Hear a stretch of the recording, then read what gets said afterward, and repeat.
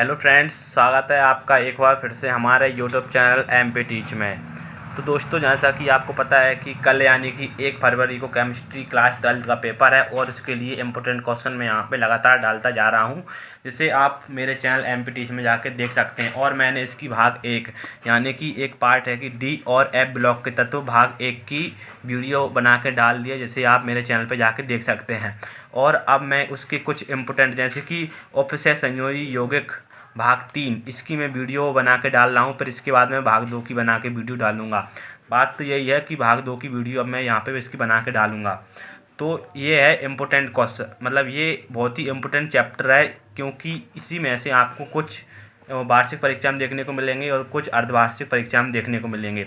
तो मैं अभी उपसय संयोजी यौगिकों के इम्पोर्टेंट क्वेश्चन जैसे कि 4-5 इम्पोर्टेंट क्वेश्चन और उनके आंसर सहित बताऊंगा मैं अभी आपको, इसलिए आप हमारे साथ इस वीडियो में लास्ट तक बने रहें।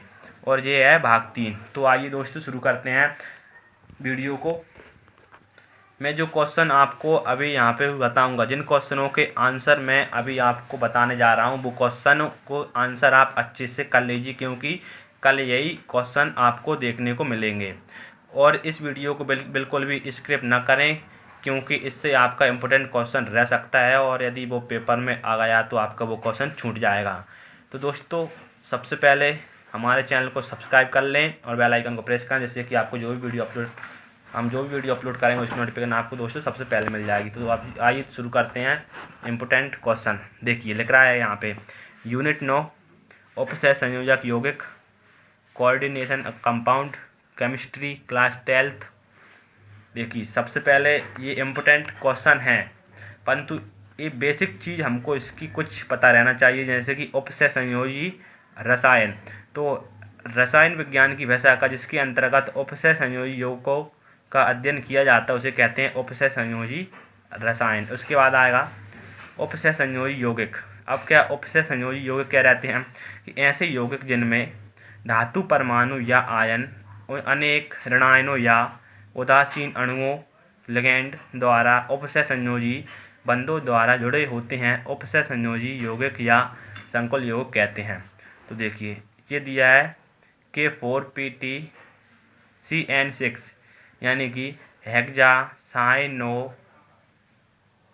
देखिए, ऐसे नहीं, इसको करेंगे पहले हम इसका यदि IUPAC नाम करेंगे तो यहाँ से आएगा पोटेशियम हेक्सासाइनोप्लेटिनेट। क्या आएगा? पोटेशियम हेक्सासाइनोप्लेटिनेट। इसका आएगा हेक्साएमीन कोबाल्ट क्लोराइड। ठीक है, देखो, ऐसे यौगिक जिनमें धातु परमाणु या आयन, ये है इसका धातु परमाणु यानी केंद्रीय धातु आयन, अनेक ऋणायनों या उदासीन अणुओं, ये है क्या इसके ऋणायन, और यह है इसका उदासीन अणुओं, लिगैंड, यह है लिगैंड द्वारा उपसय संयोजी बंध द्वारा जुड़े रहते हैं। यह इसके साथ उपसय संयोजी बंध के द्वारा जुड़े रहते हैं, इसलिए इन्हें उपसय संयोजी यौगिक कहते हैं। अब देखते हैं हमारा बहुत ही इम्पोर्टेंट क्वेश्चन, जो कि द्विक लवण एवं संकुल लवण में अंतर है। देखिए दोस्तों, लिख रहा है यहाँ पे द्विक लवण एवं संकुल लवण में अंतर लिखिए। वेरी मोस्ट इम्पोर्टेंट क्वेश्चन है, क्योंकि जो पार्ट आपका है वो इसी पर आधारित दिया है, इसलिए इस क्वेश्चन को आप अच्छे से कर लें। देखिए, द्विक लवण एवं संकुल लवण में अंतर। आइए इसे जल्दी से कर लेते हैं हम कि ऐसे योगात्मक यौगिक जिनका अस्तित्व ठोस अवस्था में होता है, किंतु यह जल में विलय करने पर अपने अवयवों में विभक्त हो जाता है, द्विक लवण कहलाता है। ठीक है, देखते हैं संकुल लवण में ऐसे योगात्मक यौगिक जिनका ठोस एवं विलयन दोनों अवस्थाओं में स्थायी रूप में अस्तित्व होता है, संकुल लवण कहलाते हैं। ठीक है, नंबर 2 देखते हैं द्विक लवण के धनात्मक ऋणात्मक का पृथक पृथक अस्तित्व संपन्न होता है। मतलब कि द्विक लवण जो रहता है वो अपने आयनों में टूट जाता है, यानी कि धन आयन और ऋण आयनों में टूट जाता है, परंतु संकुल लवण प्रबल उपसय संयोजक बंध के कारण विलयन में संकुल लवण के धनायन एवं ऋण आयन में यह पृथक पृथक नहीं टूटता। वही लिखा है, आगे देखते हैं। ये लिख रहा है, देखिए कि ऋण आयनों पृथक पृथक नहीं होता, मतलब कि ये अपने धनायनों एवं ऋण आयनों में पृथक पृथक नहीं होता। नंबर 3 पे देखते हैं द्विक लवण के कि द्विक लवण के भौतिक व रासायनिक गुण उनके अवयवी यौगिकों के समान होते हैं। ठीक है, इसमें देखते हैं संकुल यौगिक में कि द्विक लवण की द्विक यौगिक के यौगिक बोल लो या फिर इनको आप लवण भी बोल सकते हैं, और इन्हें उपसय संयोजी यौगिक भी कहते हैं। संकुल लवण के भौतिक व रासायनिक गुण उनके अवयवी यौगिकों के गुणों में भिन्न होते हैं। ठीक है, ये इनके गुणों से भिन्न होते हैं। और देखते हैं नंबर 4 कि द्विक लवण के केंद्रीय धातु आयन तथा अन्य आयनों या समूह के बीच आयनिक बंध होता है। नंबर 4 इसका देखते हैं संकुल लवण का, कि संकुल लवण के केंद्रीय परमाणु या धातु आयन तथा अन्य आयनों या समूह के मध्य उपसय संयोजी बंध होता है। ठीक है, उसके बाद देखते हैं इसके कुछ एग्जाम्पल, जैसे कि KCl MgCl2 into 6H2A carnallite है, और ये है एक पोटास एलम यानी कि फिटकरी का सूत्र, और ये दिया है K4PtCN6 यानी कि इसका है वो, यदि अपन IUPAC नाम करेंगे तो यह हो जाएगा इस प्रकार, K4 यानी कि पोटेशियम हेक्सा साइनोप्लेटिनेट, इसका हो जाएगा हेक्सा एमीन कोबाल्ट क्लोराइड, और इसका रहेगा टेट्रा कार्बोनिल निकल। ठीक है, अगला इम्पोर्टेंट क्वेश्चन देखते हैं, वेरी मोस्ट इम्पोर्टेंट क्वेश्चन दोस्तों आपके लिए। देखिए यहाँ पे लिख रहा है कीलेट किसे कहते हैं, उदाहरण देकर समझाइए। कीलेट बहुत ही इंपॉर्टेंट क्वेश्चन है यार, बहुत ही शानदार क्वेश्चन है, और बहुत ही इंपॉर्टेंट है, और बहुत ही सरल क्वेश्चन है, आपको 2 मिनट में समझा दूंगा। देखते हैं कीलेट लिगेंड से आप क्या समझते हैं। यह 2 प्रकार से आ सकता है, कीलेट किसे कहते हैं उदाहरण देकर समझाइए, और कीलेट लिगेंड से आप क्या समझते हैं, या फिर इसके महत्व लिखिए। महत्व भी मैं आपको इस वीडियो में बताऊंगा। तो देखिए यहाँ पे दिया है, इसकी 2 डेफिनेशन दी हैं, इसलिए टाइम वेस्ट ना हो, मैं आपको लिए एक ही डेफिनेशन अच्छे से बताऊंगा। यहाँ पे लिखेंगे आप सबसे पहले कीलेट लिगेंड, ठीक है, उसके बाद लिखेंगे आप यहाँ से, देखिए ये एक डेफिनेशन यहाँ से लेके यहाँ तक है, फिर उसके बाद यह है अर्थार्थ करके, ये मोस्ट इम्पोर्टेंट एप्लीकेशन है, और यह बहुत ही सरल एप्लीकेशन भी नहीं एप्लीकेशन है, ये डेफिनेशन है। जल्दी मिस्टेक हो जाता है, पेपर आने वाले हैं कल, इसलिए तो ये डेफिनेशन है, ये डेफिनेशन है इम्पोर्टेंट। देखते हैं इसे, जब कोई बहुदंतोर लिगेंड, बहुदंतोर का मतलब रहता है कि जिनमें 2 या 2 से अधिक पदार्थ इलेक्ट्रॉन देते हैं केंद्रीय धातु आयन को, उन्हें कहते हैं बहुदंतोर लिगेंड। तो जब कोई बहुदंतोर लिगेंड अपने दाता परमाणुओं के द्वारा केंद्रीय धातु आयन के साथ संयोग कर चक्रीय संरचना वाला संकुल यौगिक बनाता है, तो इस यौगिक को कीलेट कहते हैं, तथा इस प्रकार के लिगेंड को कीलेट लिगेंड कहते हैं। देखते हैं इसे, तो देखिए डेफिनेशन के साथ ही इसे मैच करेंगे हम। जब कोई बहुदंतोर लिगेंड अपने दाता परमाणुओं के द्वारा केंद्रीय धातु आयन के साथ, ये लिख लिया मैंने PT केंद्रीय धातु आयन, ठीक है। आपको सिर्फ ये यहाँ से लेके यहाँ तक ही याद करना है, आपका टाइम वेस्ट ना हो, इसलिए मैं आपको जल्दी बता रहा हूँ। आप लिख दो केंद्रीय धातु आयन, ठीक है, आपने यहाँ पे लिख दिया केंद्रीय धातु आयन PT। अब आगे कि जब कोई बहुदंतोर लिगेंड, तो ये है बहुदंतोर लिगेंड, जैसे कि EN2, इसका पूरा नाम रहता है एथिलीन डाई एमीन, क्या रहता है, एथिलीन डाई एमीन, और इसका सूत्र रहता है NH2 CH2 और NH2, ये रहता है इसका सूत्र, एथिलीन डाई एमीन का सूत्र। परंतु यहाँ पे 2 है, मतलब कि ये 2 रहते हैं। तो यहाँ पे देखिए NH2 लिख दिया, CH2 लिख दिया और NH2 लिख दिया। अब ये 2 हैं, तो उसी प्रकार यहाँ पे भी लिखेंगे NH2 CH2 NH2। आप क्या करेंगे कि इनको आप गोल घेरे में बना देंगे इस प्रकार, जिससे ये थोड़ा चक्रीय लग जाए। जो भी कॉपी चेक करे उसे, और इससे कुछ ज़्यादा नहीं करना, बस इतना ही करना है आपको, सिर्फ एक गोल लगने लगे, जैसे कि ये मेरा गोल लग रहा है, देखिए ये गोल से लग रहा है मेरा, ठीक है। उसके बाद देखते हैं अगला इम्पोर्टेंट नहीं है, यहाँ पे कीलेट के महत्व भी दिए हैं। ये देखिए यहाँ पे लिखा है कि कीलेट का महत्व बताइए, तो लिखेंगे कीलेट अनेक प्रक्रियाओं में महत्वपूर्ण होते हैं, जैसे कि उपचार में अनेक कीलेटिंग एजेंट उपचार में सहायक होते हैं, जैसे कि सिस प्लेटिनम संकुल कैंसर के इलाज में उपयोग किया जाता है। ये लिख रहा है इसका फॉर्मूला PtNH32Cl2, इसका हो जाएगा, यदि अपन IUPAC नाम करेंगे तो IUPAC, ठीक है, इसका नाम लिखना आप, मैं बोल रहा हूँ डाइक्लोरो डाइएमीन प्लेटिनम, ठीक है, डाइक्लोरो डाइएमीन प्लेटिनम। भारात्मक आकलन में नंबर 2 देखते हैं, प्रयोगशाला में भारात्मक आकलन जैसे कैडमियम व मैग्नीज के आकलन के लिए EDTA प्रयोग में लाया जाता है। अब इसका पूरा नाम क्या रहता है? तो इसका पूरा नाम रहता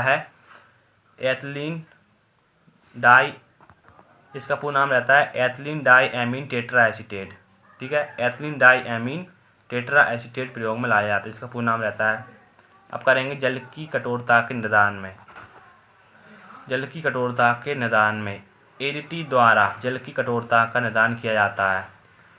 और नंबर 4, जीव रासायनिक क्रियाओं में पहला देखेंगे हीमोग्लोबिन में आयरन धातु की लीटिंग अवस्था में रहती है। भी देखेंगे अनेक जटिल एंजाइमों में धातु आयन जैसे मोडेलियम, कॉपर आयरन कहते हैं, इसका नाम है मोलिब्डेनम, जो जैव उत्प्रेरण क्रियाओं में उत्प्रेरक का कार्य करते हैं। अगला इम्पोर्टेंट क्वेश्चन बहुत ही महत्वपूर्ण देखते हैं। ये आ गया आपकी स्क्रीन पर इम्पोर्टेंट क्वेश्चन। बर्नर का उपसय संयोजकता सिद्धांत क्या है? इसकी प्रमुख अभिग्रहित लिखिए। बहुत ही इम्पोर्टेंट है और बहुत ही मैं आपको सरल भाषा में यहाँ पे बताऊंगा, बहुत ही सरल भाषा में बताने वाला हूँ। तो बने रहिए वीडियो के अंत तक और वीडियो को दबा के लाइक करें और सब्सक्राइब करना न भूलें और कमेंट करके ज़रूर बताएं कि कैसा लगा और इसके आगे आपको कौन से पार्ट के इम्पोर्टेंट क्वेश्चन चाहिए, बताता रहूँगा आंसर के साथ। देख लिखते हैं आप। बर्नर का उपसय संयोजकता सिद्धांत। सन 1893 में बर्नर ने उपसय संयोजी यौगिकों के संबंध में एक सिद्धांत प्रस्तुत किया, जिसे बर्नर का उपसय संयोजकता सिद्धांत कहते हैं। इस सिद्धांत की प्रमुख अभिग्रहित निम्न है। नंबर पहला, संकुल यौगिकों में धातु आयन की 2 प्रकार की संयोजकताएं होती हैं। देखिए, संकुल यौगिकों में धातु आयन की 2 प्रकार की संयोजकताएं होती हैं। अब संयोजकताएं 2 प्रकार की कैसी रहती हैं बताता हूँ। प्राथमिक संयोजकता और एक रहती है, दूसरी रहती है कि द्वितीयक संयोजकता। तो प्राथमिक संयोजकता को पढ़ते हैं हम कि यह आयनिक होती है। अब आयनिक क्या रहती है? आयनिक रहती है धनायन और ऋणायन, आयनिक होती है तथा यह धातु आयन की ऑक्सीकरण अवस्था को प्रदर्शित करती है। ठीक है। नंबर 2 देखते हैं द्वितीयक संयोजकता। यह अनायनिक होती है और यह केंद्रीय धातु आयन की उपसय संयोजन संख्या के बराबर होती है। आगे देखते हैं उपसय संयोजन संख्या के बराबर होती है। देखिए पॉइंट नंबर 2 पढ़ेंगे। प्राथमिक संयोजकता ऋणात्मक आयनों से संतुष्ट होती है। प्राथमिक संयोजकता पता है अभी आपको, अभी 2 सेकंड पहले ही बताया मैंने। देखिए प्राथमिक संयोजकता कैसी रहती है? आयनिक रहती है। ठीक है। और प्राथमिक संयोजकता ऋणात्मक आयनों से संतुष्ट होती है। तो यहाँ आप देखिए CONH36Cl3, इसका यदि अपन IUPAC नाम करेंगे तो कैसे करेंगे? इसका लिखेंगे पहले हेक्सा एमीन कोबाल्ट क्लोराइड में CO यानी कि कोबाल्ट की प्राथमिक संयोजकता 3 है। अब पढ़ेंगे द्वितीय संयोजकता कि द्वितीय संयोजकता ऋणात्मक आयनों या उदासीन अणुओं द्वारा संतुष्ट होती है। इसका भी वही नाम रहेगा, IUPAC में बताया है मैंने, में 6 अमोनिया अणु द्वितीयक संयोजकता द्वारा बंधे होते हैं। ठीक है। नंबर 4 पढ़ते हैं इसी का कि प्राथमिक संयोजकताओं को बिंदुकित रेखा ... तथा द्वितीयक संयोजकताओं को ठोस रेखा इस प्रकार की द्वारा प्रदर्शित करता है। अब देखिए प्राथमिक संयोजकता कैसी रहती है? आयनिक रहती है तो उसे बिंदुगत रेखा, और द्वितीयक संयोजकता कैसी रहती है? अनायनिक रहती है तो उन्हें इस प्रकार की रेखा यानी कि लाइन से व्यक्त करते हैं। अब एक एग्जांपल देख लेते हैं जल्दी से कि लियोटियो कोबाल्टिक क्लोराइड, इसका सूत्र रहता है COCl3 6NH3। यह नारंगी पीले रंग का क्रिस्टलीय यौगिक है। अब इसमें प्राथमिक संयोजकता पता है आपको क्या है? तो मैं बताता हूँ। प्राथमिक संयोजकता है Cl3 और इसमें द्वितीयक संयोजकता है 6NH3। ठीक है। अब प्राथमिक संयोजकता जैसे कि Cl3 है उसे हम ... से व्यक्त करेंगे और 6NH3 जो है आपकी द्वितीयक संयोजकता है उसे हम इस प्रकार की लाइन से व्यक्त करेंगे। अब देखते हैं एग्जाम्पल आगे की, इसमें संरचना दे बने रही वीडियो के साथ। देखिए Cl में कहा था मैंने कि Cl प्राथमिक संयोजकता है तो इसलिए ... से व्यक्त किया है, और NH3 यानी कि 6 एमीन जो है वो है कितनी? द्वितीयक संयोजकता, इसलिए मैंने इस ठोस रेखा द्वारा व्यक्त किया जाता है। तो ये हो गया आपका एग्जाम्पल। देखते हैं अगला इम्पोर्टेंट क्वेश्चन। देखिए अगला इम्पोर्टेंट क्वेश्चन है ये हमारा कि उपसय संयोजी यौगिकों के संयोजकता बंध सिद्धांत BBT यानी कि बैलेंस बॉन्ड थ्योरी की प्रमुख अवधारणा लिखिए। इसको जल्दी से याद कर लेते हैं कि इस सिद्धांत को पॉलिंग एवं स्लेटर द्वारा सन 1931 में प्रस्तुत किया गया था। इस सिद्धांत की प्रमुख बिंदु निम्न है। ठीक है, इसे जल्दी से पढ़ लें और अपनी पैर कॉपी में लिख लें तथा याद कर लें और कल ये पेपर में आपको आएगा। तो इसे कैसे लिखेंगे, सबसे पहले तो ये थोड़ी सी लाइन लिख देंगे, उसके बाद लिखेंगे पॉइंट बन डाल के कि केंद्रीय धातु परमाणु या आयन में अनेक रिक्त डी कक्षक उपस्थित रहते हैं जो लिगैंड द्वारा प्राप्त इलेक्ट्रॉन युग्मों को ग्रहण करते हैं। ठीक है, एक बार और पढ़ देता हूँ, मैं बताऊँगा फिर आपको। केंद्रीय धातु परमाणु या आयन में अनेक रिक्त डी कक्षक उपस्थित रहते हैं जो लिगैंड द्वारा प्राप्त इलेक्ट्रॉन युग्मों को ग्रहण करते हैं। तो बताइए, एक बता देता हूँ मैं। देखिए, कोई भी संकुल यौगिक बना लीजिए आप। ये देखिए, ये मैंने एक संकुल यौगिक बना लिया। अब इसमें केंद्रीय धातु आयन आपको है पता क्या है। इसमें केंद्रीय धातु आयन है प्लेटिनम Pt, और इसमें जो रहते हैं लिगैंड क्या आएगा, लिगैंड NH3 यानी कि ये है एमीन। यह है एक लिगैंड, ये है एक केंद्रीय धातु परमाणु। ठीक है, अब ये क्या करेगा, ये रहता है लिगैंड इलेक्ट्रॉन युग्म इसे देगा। क्यों देगा, क्योंकि इसके पास रिक्त डी कक्षक हैं। रिक्त क्या है इसके पास, डी कक्षक। इसी कारण ये लिगैंड इलेक्ट्रॉन युग्म इसे केंद्रीय धातु आयन को दे देगा। ठीक है, नंबर 2 पढ़ते हैं। केंद्रीय धातु आयन में उसकी उपसह संयोजक संख्या के बराबर रिक्त sp एवं डी कक्षक परस्पर संकृत होकर समान संख्या में समान ऊर्जा वाले संकर कक्षक बनाते हैं जिसकी ज्यामिति निश्चित होती है। ठीक है, नंबर 3 देखते हैं। इन रिक्त ऑर्बिटल का मतलब रहता है कक्षक तथा लिगैंड के ऑर्बिटल यानी कि लिगैंड के कक्षक के अतिव्यापन से उपसह संयोजक बंध बनते हैं यानी बनाते हैं। नंबर 4 देखते हैं कि अष्टफलीय की मतलब अष्टफल की जो आकृति रहती है, यानी इसकी D2sp3 की जो आकृति रहती है वो कैसी रहती है, अष्टफल की। और sp3 की आकृति जो रहती है वो कैसी रहती है, चतुष्फलकी है। और dsp2 की आकृति कैसी रहती है, वर्गाकार। वही लिखा है यहाँ पे कि अष्टफलकी, चतुर्फलकी है तथा वर्गाकार उपसह संयोजक योगों केंद्रीय धातु आयन में क्रमशः D2sp3 तथा dsp2 संकर से बनते हैं। ठीक है, अगला 5वां पॉइंट देखिए। इस प्रकार बनने वाले संकर में यदि अयुग्मित इलेक्ट्रॉन उपस्थित रहते हैं तब संकुल इलेक्ट्रॉन युग्म रहते हैं, तब संकुल अनुचुंबकीय होते हैं। यदि संकुल में कोई भी अयुग्मित इलेक्ट्रॉन ना हो तो प्रतिचुंबकीय होते हैं। अब ये कैसे पता लगाएं कि ये अनुचुंबकीय रहते हैं, कि ये अनुचुंबकीय रहते हैं या फिर ये प्रतिचुंबकीय रहते हैं। देखिए, आ से बनेगा आ, यानी कि इसमें अयुग्मित इलेक्ट्रॉन यदि हैं तो वो रहेगा अनुचुंबकीय, यानी कि आ से आ, ध्यान रखिए आप, आ से आ। यदि अयुग्मित इलेक्ट्रॉन रहते हैं तो वो होगा अनुचुंबकीय, यदि अयुग्मित इलेक्ट्रॉन नहीं रहती हैं तो फिर प्रतिचुंबकीय। ठीक है, पॉइंट नंबर 6 देखते हैं कि प्रबल लिगैंड के प्रभाव में इलेक्ट्रॉन हुंड के अधिकतम बहुलता नियम के विपरीत भी युग्मित हो जाते हैं। अगला इम्पोर्टेंट क्वेश्चन देखेंगे।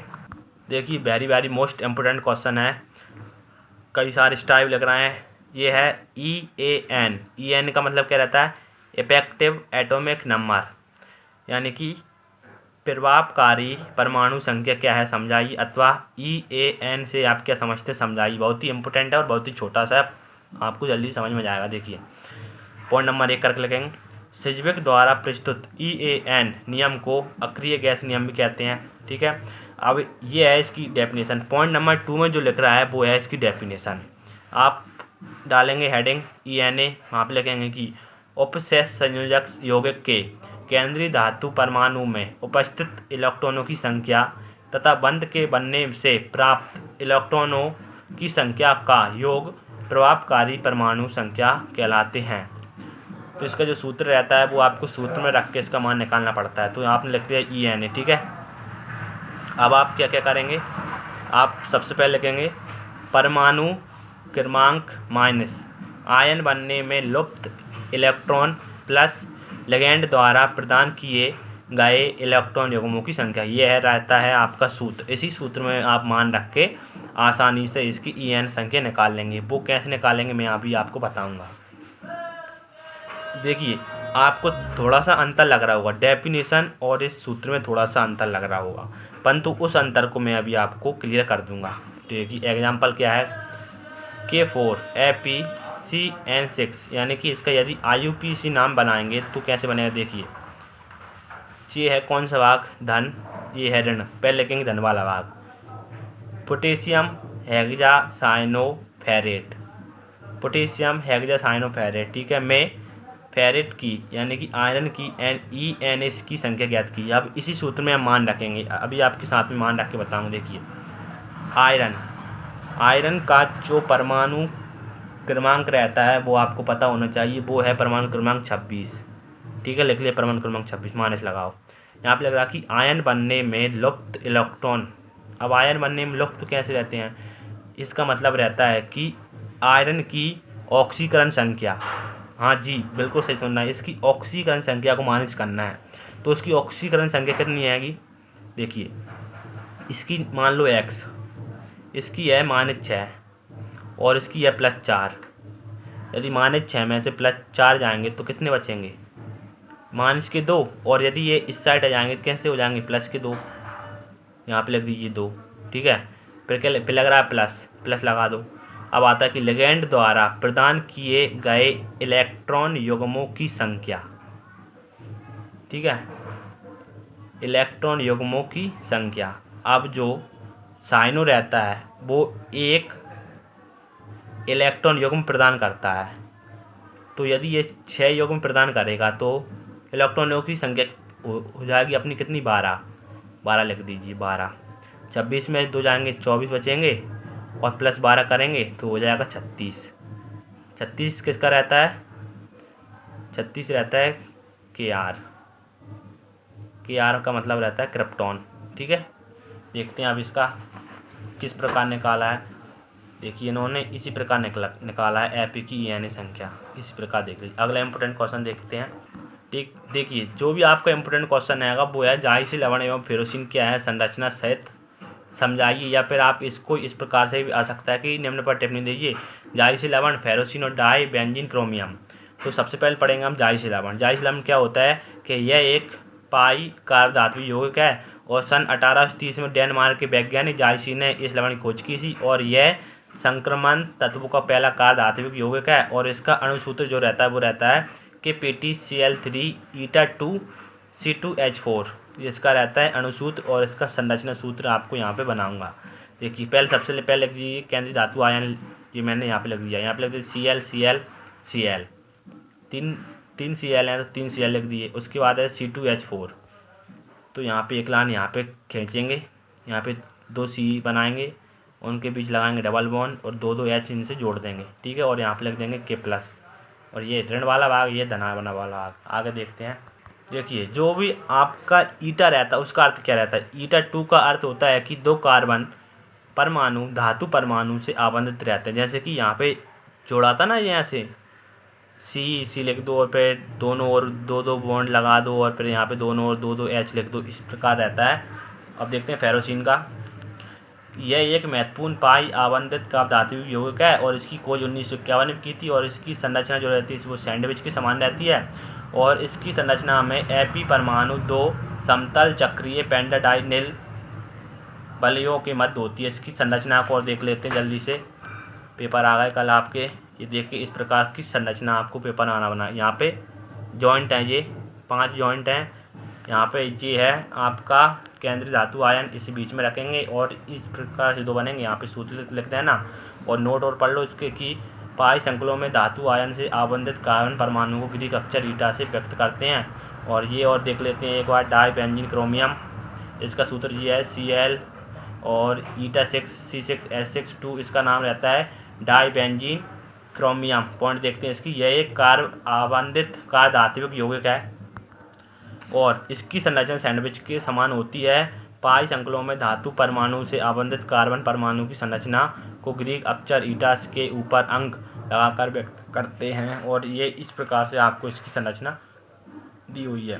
तो आपको टाइम वेस्ट ना हो तो दोस्तों इम्पोर्टेंट है, चैनल को करें सब्सक्राइब और बेल आइकन को दबा लें, जिससे कि आपको हम जो भी वीडियो अपलोड करेंगे उसकी नोटिफिकेशन दोस्तों आपको सबसे पहले मिल जाएगी। और मैं अभी इसके बाद भाग 3 डालने वाला हूँ। ये आपका भाग 2 हो गया है, मैं भाग 3 डालने